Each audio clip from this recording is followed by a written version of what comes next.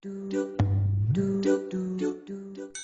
foi me ensinar a comandar 180.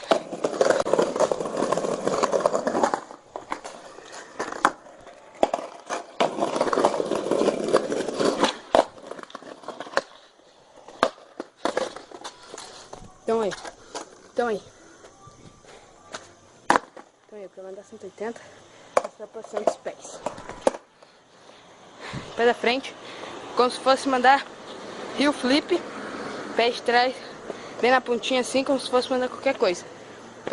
Pé de trás, ele vai bater, estar reto assim, ó, como se fosse mandar o short, e o pé da frente vai acompanhar.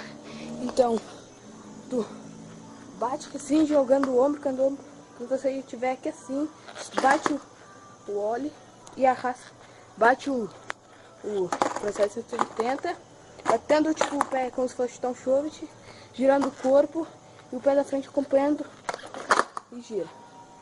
É fácil, só isso. Então, olha como é que é.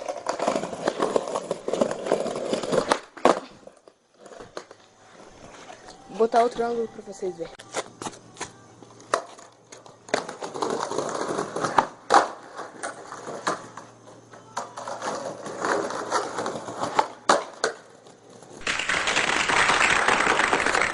Então é isso.